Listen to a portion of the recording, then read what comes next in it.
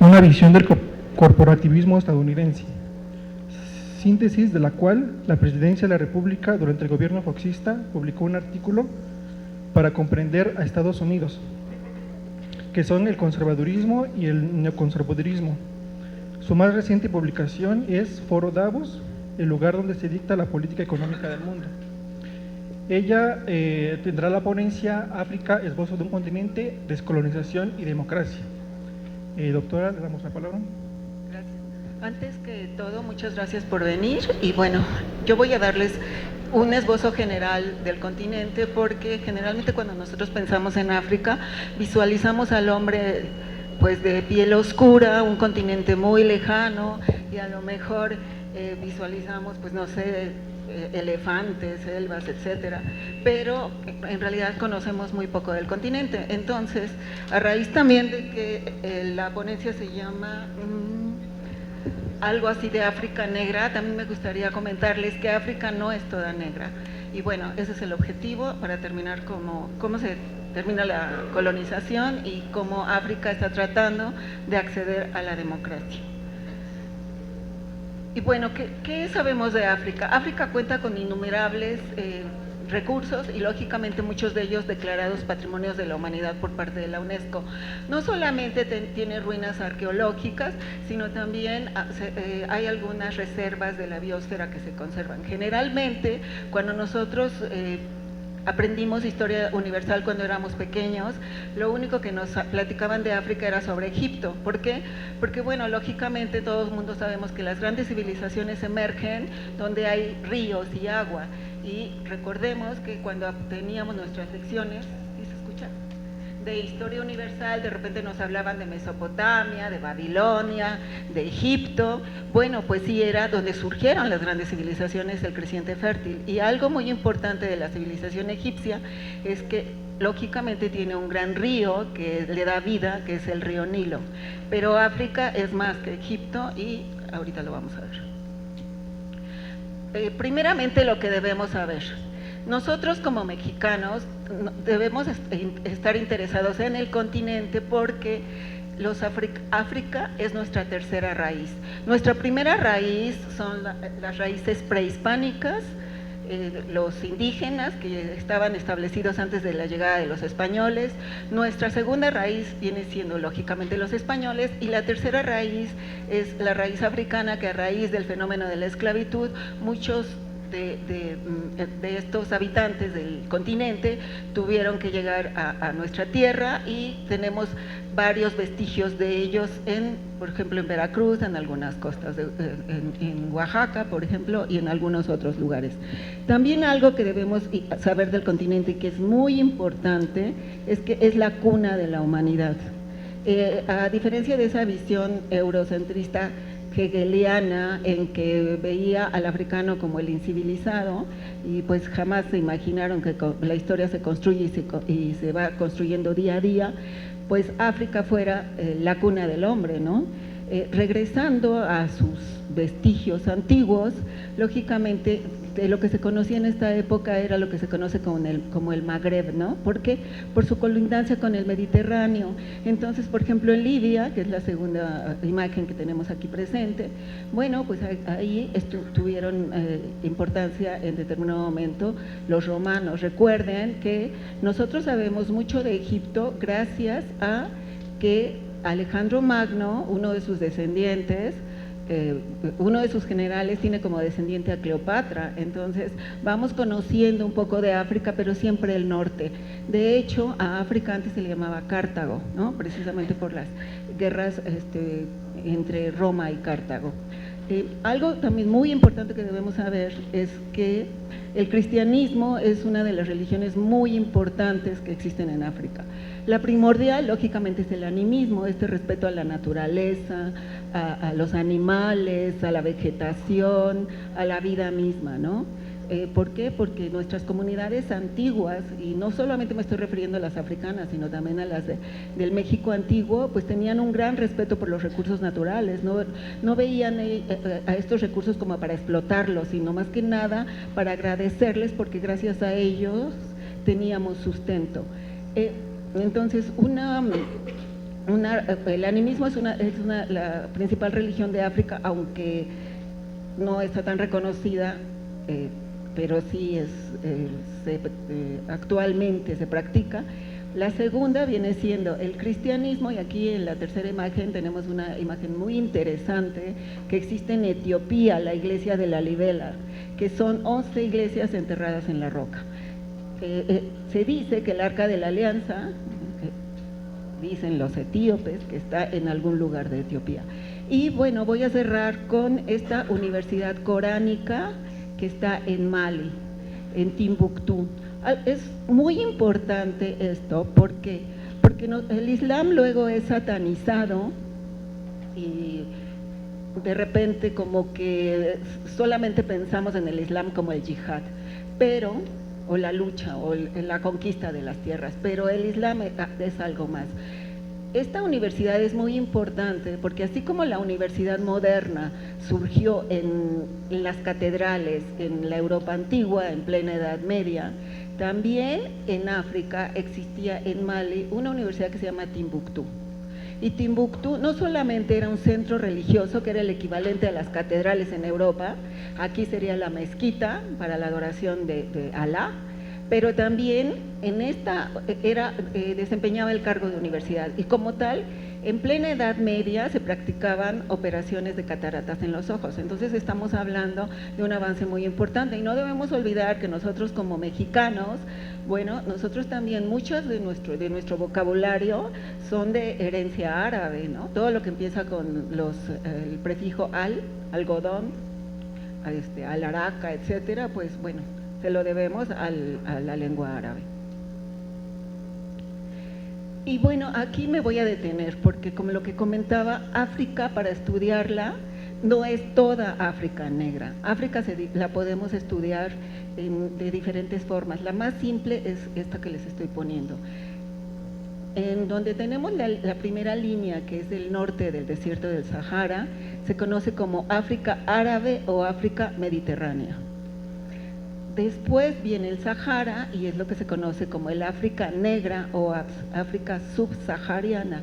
En esta parte es muy importante porque la mayoría de los países del continente se concentran aquí, y desafortunadamente con un grado altísimo de pobreza. Y al sur del continente está África blanca o África austral, de la cual Sudáfrica forma parte. Cuando nosotros vimos este evento que les encanta a ustedes los hombres, ¿cómo se llama? El Mundial de Fútbol, ¿no? Fue Sudáfrica, la sede. Y entonces pasaba el comercial de que Sudáfrica, esto es África, no, este es un país de África, pero África no es Sudáfrica. Entonces vale hacer la aclaración. Son 3 partes grandes en las que podemos dividir el continente. Y bueno, ¿qué son los datos que debemos de conocer previos a la colonización, antes de la llegada de los europeos? Bueno, como les comenté anteriormente, en la segunda imagen vemos una imagen de adorando a algo. ¿Qué se adora? Se adora la naturaleza, se adora la tierra. ¿Por qué? Porque la tierra da sustento, porque es donde ponemos a nuestros ancestros. Cuando nosotros, los africanos, para comunicarse con sus ancestros, un medio muy importante es la tierra, donde los enterraron, donde pueden tener comunión con ellos, donde les pueden platicar sus problemas. Eso es algo muy importante, ¿no? La adoración a la naturaleza.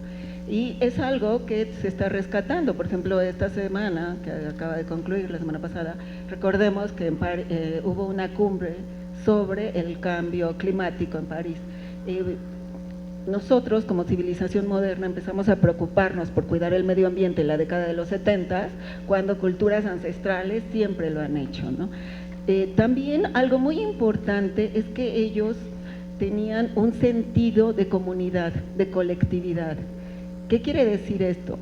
Que la familia no era, la familia no solo estaba contemplada como nosotros la hacemos en Occidente, del padre, la madre y los hijos, sino la familia es extensiva.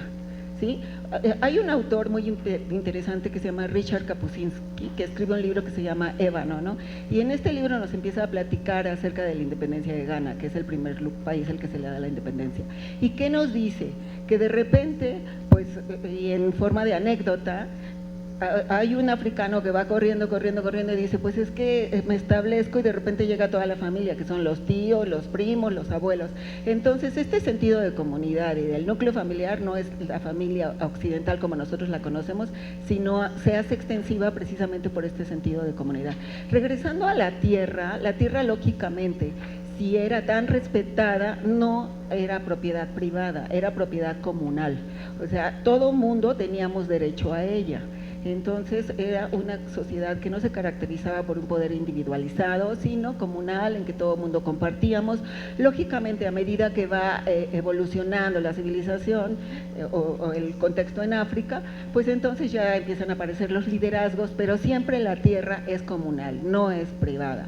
Hay un gran respeto hacia el otro, hacia el ser vivo, los animales, y lógicamente hacia los árboles, los frutos que nos dan de comer. Había esclavitud, por supuesto. Si recordamos el antiguo Egipto, pues por supuesto las pirámides tuvieron que ser construidas con la fuerza esclavista, ¿verdad? Pero no era el esclavismo que se dio con la llegada de los europeos, sino era un esclavismo en que el sujeto era capturado en la guerra y a lo mejor como castigo, pues ni modo, no te voy a dar la muerte, pero vas a servirme como esclavo. Pero puedes tener la oportunidad en determinado momento de integrarte a mi familia y de servir y de casarte, ¿no? Y entonces ya formas parte de todos nosotros. Entonces, si bien había esclavismo, formaba parte de la cadena productiva. Esa es la gran diferencia que debemos de tener en cuenta antes de la llegada de los europeos, que ignoran todo este contexto y entonces ellos llegan con una ideología cultural muy diferente.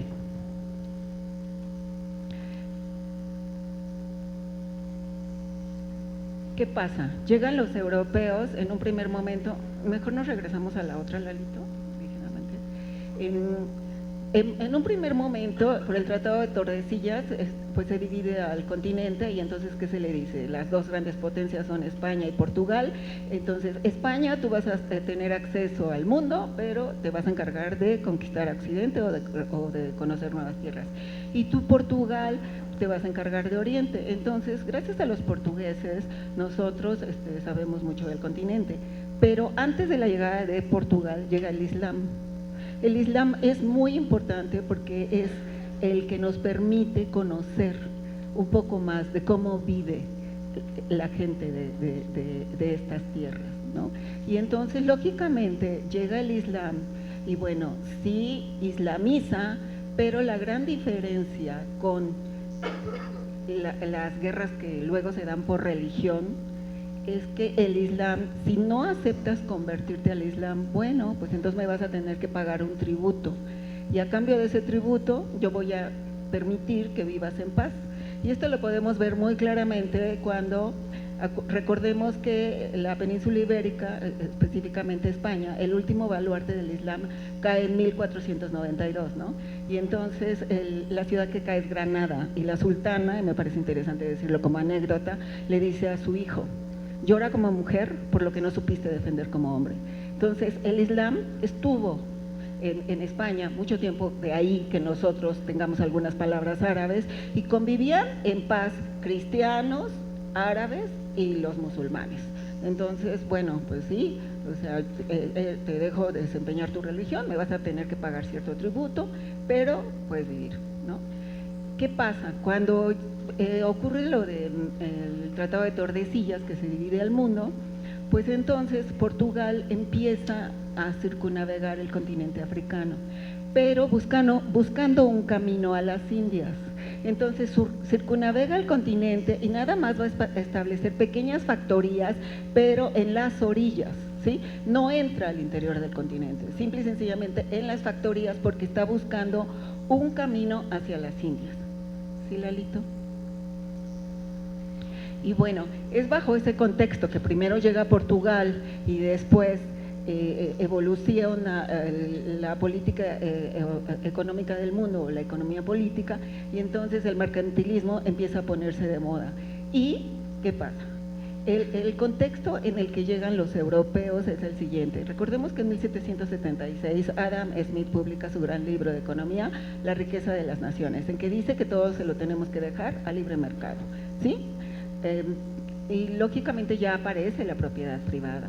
Entonces, pues imaginemos que llegan a África los europeos y entonces pues la tierra es comunal, y en lugar de comprender el contexto de que es comunal porque ellos están respetando la tierra porque es la madre y que les da de comer, pues dicen, no, pues si no me comprueban con un contratito, con una relación contractual que es tu propiedad, pues entonces yo puedo tener acceso a ella. El primero en derecho, el primero en hecho, el primero en derecho. En este tipo de relaciones contractuales que principalmente Francia y Gran Bretaña tuvieron que presentar a las potencias europeas, Gran Bretaña firmó aproximadamente 380 y tantos contratos para tener acceso a las tierras africanas y Francia 200 y fracción. Pero bueno, este era el contexto de la colonización europea, ¿no? La propiedad privada, el libre mercado, de que todo es intercambiable. Lógicamente también, en su ideología piensan, bueno, si tienen tanta tierra y no la aprovechan, pues quiere decir que no les gusta trabajar, y si no les gusta trabajar, pues no van a ser exitosos. Entonces cambia esta mentalidad y empieza a surgir este individualismo que hasta la fecha del día de hoy, luego nos quejamos de por qué está el mundo como está, pues es precisamente porque hemos olvidado este sentimiento de solidaridad. Entonces instrumentan este imperialismo cultural. Y bueno, ¿cómo va? Imaginémonos, nada más por un momento, que llegan los europeos a África y de repente pues la tierra pues está aparentemente no es de nadie, y ¿cómo voy a decirle al de enfrente, oye, pues a ver, préstame la tierra para explotarla, etcétera, y pues fírmame este contratito? ¿Por medio de quién? Pues por medio de aquellos africanos islamizados que les servían de intérpretes, y entonces firmaban el contrato y pues ya, es propiedad privada, ¿no? Y es lo que comenta, aquí me gustó poner una foto de Eduardo Galeano, él tiene un libro muy interesante que se llama Las venas abiertas de América Latina. Desafortunadamente, bueno, tuvimos el infortunio de perderlo en este año, pero él, grosso modo, dice, a nosotros nos trajeron la Biblia y a cambio de ello nos quitaron nuestra tierra.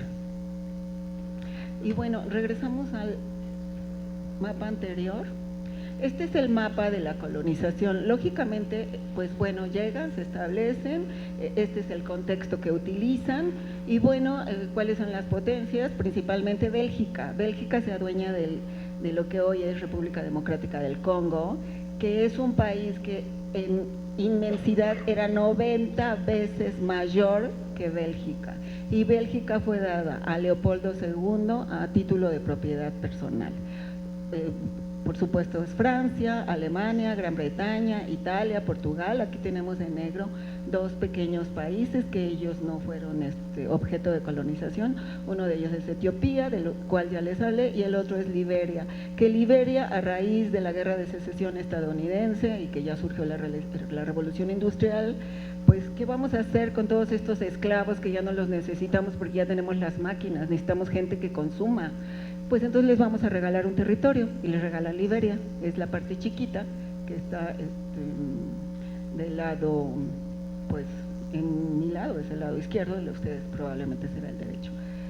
Y bueno, este es el mapa de la colonización. Entre 6 escasas potencias se divide en todo el territorio africano. Regrésate un poquito.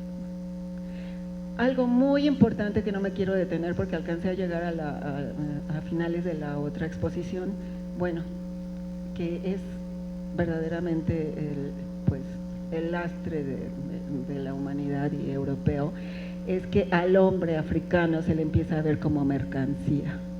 En este libre intercambio, pues como él es el incivilizado, el atrasado, el que no tiene alma, pues es mercancía y yo lo puedo esclavizar. Y si bien Portugal esclavizó, el Islam también esclavizó, no lo hizo en esas proporciones tan terribles que lo hizo el hombre europeo, ¿no? Cuando la esclavitud llega un momento en que se prohíbe, ¿qué ocurre? Barcos cargados de esclavos encadenados son lanzados al mar. Y ustedes se pueden meter al informe de la UNESCO de la esclavitud y verdaderamente esta es la grave problemática, a mi parecer, del continente africano. Les cambian toda su ideología, pero lo más importante y lo más cruel es que pues tú no tienes derecho, tú no tienes alma, tú eres el atrasado y entonces eres una mercancía y tienes que servirme y bueno, como tal, mercancía te puedo desechar. ¿Qué ocurre? Bueno, el Congreso de Berlín, que fue el mapa que les comenté, fue en 1885, se dividen al continente africano y después tenemos a nivel internacional dos grandes guerras, la Primera Guerra Mundial y la Segunda Guerra Mundial. Imaginémonos que nosotros somos africanos, entonces dices, bueno, si tú eres el civilizado, el culto, el que tienes bueno, la verdad, ¿por qué te estás peleando con otros hombres blancos? Y aparte, yo como africano, que formo parte de tus colonias, te estoy ayudando. Este tipo de situaciones empiezan a hacer pensar al hombre negro en que puede cambiar su destino, ¿no? Y entonces empiezan a presentarse ciertos movimientos previos. Encontramos en primer lugar el panafricanismo, antes de que se dé la descolonización o las independencias de los países. El panafricanismo es un movimiento surgido en América, principalmente en la Martinica, y bueno, y entonces es un intento por decir, ¿saben qué? Tenemos que rescatar nuestras herencias y nosotros tenemos que ser soberanos, independientes, autónomos, y no tenemos necesidad de que nadie venga y nos diga qué tenemos que hacer. En Francia surge el movimiento de la negritud. El panafricanismo tuvo 5 grandes congresos, el primero fue en 1919. La negritud es un movimiento intelectual cuyo primer representante, bueno, uno de sus representantes es Léopold Senghor, que él fue presidente de Senegal y ahorita voy a hablar un poquito de él. Bueno, entonces esta negritud decía, sí, hay que rescatar nuestra esencia negra, sentirnos orgullosos de nuestras raíces, de que somos negros, pero más importante, tenemos también que unirnos entre nosotros, o sea, tampoco, no, tenemos que de alguna manera independizarnos, pero hay que hacerlo gradualmente. Y aquí entra un pequeño choque entre el panafricanismo y la negritud. Y ¿por qué? Porque mientras unos son más radicales, la negritud es un poquito más, como que más modesta, ¿no? Como diciendo, sí, hay que hacerlo, pero hay que hacerlo gradualmente. Hay que tomar en cuenta que el movimiento de la negritud, pues si es un movimiento intelectual, pues es de gente educada, y la gente educada es la que piensa, la que no está viviendo en África, ¿verdad? Estoy viviendo en Europa, entonces mi situación de vida es muy diferente. Y entonces empieza a entrar ese pequeño choque hasta que, y bueno, finalmente tenemos el 5º congreso, que aparentemente es el más importante porque da origen a la conferencia de Bandung en 1955, en que ya se está hablando de la liberación del continente africano, ¿no? del yugo del colonialismo europeo. Esto finalmente va a desembocar en la Unión Africana, que se forma en 1999, pero ya me adelanta mucho, estamos hablando de 1955, en 1960 la ONU finalmente declara, en 1961, que no puede servir de pretexto para que colonicen un territorio el que un país esté atrasado en educación, en política, en economía, en sociedad, etcétera. Entonces se debe de dar la independencia a los pueblos africanos y vemos cómo entonces la negritud, el panafricanismo, pues son los grandes impulsores de las independencias africanas. ¿Y cuál es el primer lugar, el primer país que se independiza? Pues dicen que Ghana se independiza en 1957, sin embargo era colonia británica, sin embargo encontramos que Argelia empezó sus movimientos independentistas y tuvo una cruenta lucha que duró muchísimos años, desde 1954. Estamos hablando que en este contexto internacional ya surgió la Organización de las Naciones Unidas, y es hasta 1960 cuando ya se empieza a decir, bueno, sí, hay que empezar a darle la independencia a los países africanos. Bajo este contexto, en los 60 se independizan 20 países, no todos. Por ejemplo, Namibia se independiza hasta 1990. Aquí estuvo comentando hace poco el embajador de Angola, que me pareció escucharlo, 1975 fue su independencia. Entonces, no todos se dieron en la misma fecha. 60 es una época crucial, pero no todo África va a quedar independiente. Les acabo de comentar el caso de Namibia, ¿no?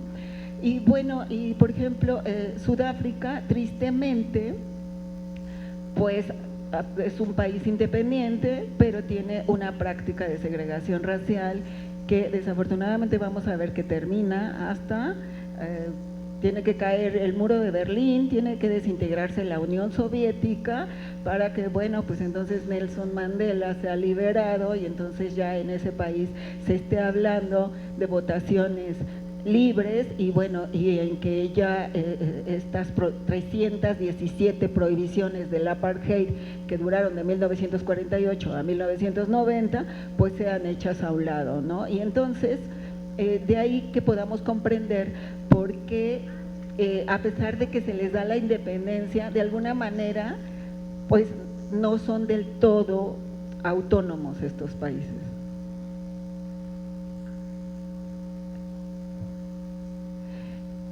Aquí tenemos un mapa, estamos hablando de 1990, de que en esa época se hablaba de que había 10 países democráticos. En el 2010, pues ya vemos todo en amarillo, ya prácticamente hay… prácticamente la mayor parte de los países son democráticos. Aquí nos están marcando a Libia y Sudán, me parece, ¿no? Que como Libia, por ejemplo, de un gran dictador. Y aquí me quiero, que fue Muammar Gaddafi y que fue quitado, ¿no? Si nosotros revisamos la historia del continente, no es el único que ha durado en el poder años y años y años. El caso típico, les voy a hablar de Zimbabue. Su presidente está en el poder desde 1987 y también hay violación a los derechos humanos, hay represión, etcétera, y sin embargo el señor ahí está. Leopold Senghor, que fue el impulsor de la negritud y que fue el intelectual educado en Francia y que, bueno, llegó a ser presidente de Senegal, él duró en el puesto 20 años y también hubo represión. Entonces nos podemos dar cuenta que el haber sido objeto de la colonización europea, pues sí marca al continente, porque entonces, pues en lugar de pensar en la solidaridad, pues entonces empiezo a ser un tanto individualista, ¿verdad?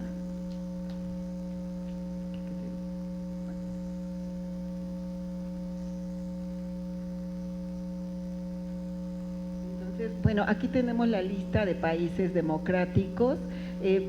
Algo muy importante, les comenté que previo a la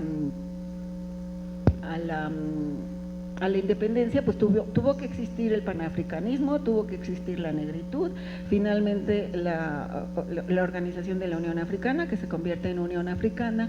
Pero hay una organización que acaba de surgir recientemente, que es la NEPAD, surge en 2001, es la nueva Asociación Económica para el Desarrollo de África. Esta organización es muy importante porque de alguna manera la sociedad internacional se ha dado cuenta de la grave problemática de África con estas dictaduras, niños soldados, conflictos tribales, etcétera. Entonces dicen, bueno, ok, te voy a apoyar, pero a cambio te voy a pedir que tengas gobiernos democráticos, ¿no? Entonces, de ahí que el mapa pasado se haya explicado perfectamente que en el 2010 pues ya tenemos muchos países democráticos. ¿Por qué? Porque la comunidad internacional dice, bueno, sí te voy a ayudar, pero ahora el requisito que te voy a pedir es que tengas un gobierno democrático. Y bueno, ¿cuál es la realidad actual? El continente es rico en recursos, eso no lo podemos negar. Tiene oro, diamantes, petróleo, Libia, aparecieron más petróleo, la guerra de Sudán está llena de petróleo, etcétera. Y ustedes me pueden decir, bueno, pues su independencia la alcanzaron en 1960 y estamos en 2011 y sigue teniendo este tipo de problemas, pues ¿qué es lo que está pasando? Y por cuestiones de tiempo, pues voy a tener que terminar, que no me hubiera gustado, porque no me gusta que me carreren, pero bueno, y aparte que si yo llegué a tiempo, que eso sí se los quiero decir, para mi exposición y que contemplé los 30 minutos, bueno, ¿qué pasa? Hay una leyenda muy interesante que es la caja de Pandora de la mitología griega. Y con esto quiero cerrar. ¿Por qué? Porque a Pandora, cuando Prometeo roba el fuego divino y se lo da al hombre, Zeus, furioso, dice: ah, no, pues yo me voy a desquitar. Entonces hace que el hermano de Prometeo se enamore de Pandora y entonces le regala una caja preciosa. Y como toda mujer, que somos muy curiosas, abre la caja y salen todos los males de la humanidad. Y entonces ella dice: ¿y qué vamos a hacer? ¿Qué voy a hacer? Acabo de desatar todos los males de la humanidad y en este caso a lo mejor pues, toda la explotación de los recursos.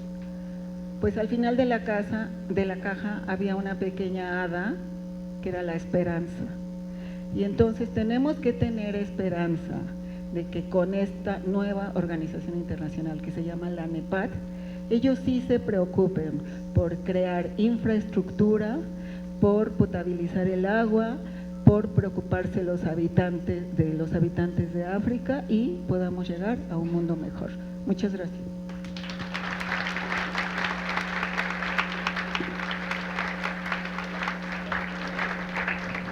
La doctora nos acaba de dar un breve esbozo de varias cuestiones que son muy importantes para África, como habló cuestiones de religión, cuestiones culturales, geográficos, los movimientos de independencia y algunas cuestiones de esclavitud.